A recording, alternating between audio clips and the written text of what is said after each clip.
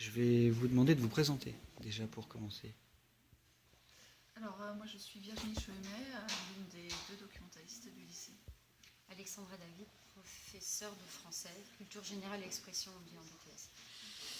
Donc vous avez participé aux séances sur la revue de presse numérique avec la classe de BTS. Qu'est-ce que selon vous, ce travail autour de la revue de presse numérique a apporté d'un point de vue pédagogique aux élèves? Alors moi j'ai noté trois choses.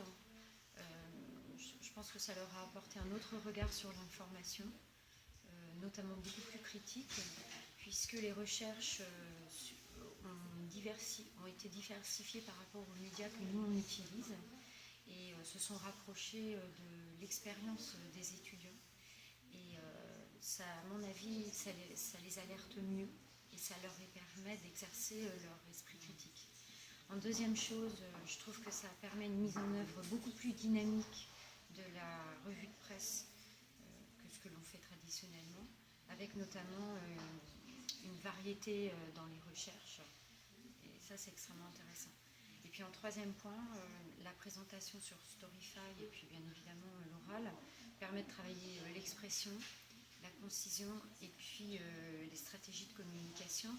Et ici, le format court est beaucoup plus exigeant. Je pense que ça leur apporte. Alors moi, de mon point de vue de documentaliste, ce qui m'a beaucoup plu, c'est la démarche vraiment d'éducation aux médias et à l'information et tout l'apport en termes d'outils qui effectivement, je te rejoins Alexandra, sont proches d'eux, donc ce sont des outils que souvent les jeunes utilisent déjà, se sont déjà appropriés. Donc on les fait entrer dans le cadre scolaire et du coup ça diversifie nos pratiques parce qu'on est plus sur une approche avec la presse papier, toujours dans les établissements. Et du coup là ça permet vraiment de s'ouvrir aux nouvelles formes, aux nouveaux modèles en fait de presse. Et puis ce qui m'a vraiment intéressé, ce que je trouve intéressant pour les élèves, c'est toute la méthodologie. Donc on part d'une recherche, ensuite on va essayer de trier dans ce qu'on a trouvé, on va hiérarchiser, on va se poser la question des sources, on va essayer d'exercer son esprit critique. Donc tout ça, je trouve que c'est vraiment très très intéressant. Là, ça s'adresse à un public de BTS, mais je pense que c'est facilement adaptable dès la seconde. Et donc c'est voilà, très très intéressant de mon point de vue. Est-ce que vous-même vous avez découvert des outils et est-ce que certains outils vous seront utiles par la suite?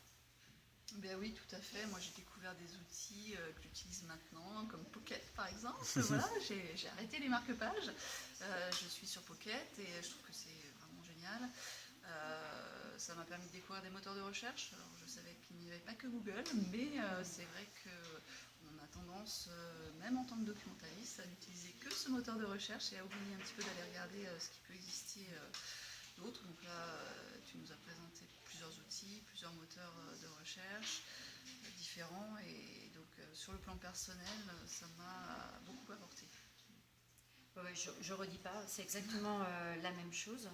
Et il y a juste moi, mais ça c'est très personnel, c'est Twitter. Ça j'ai beaucoup de mal à me l'approprier. Ça je pense que c'est très, très personnel. Et je pense qu'il y a besoin peut-être plus de temps. Voilà, c'est ça. Je vous remercie.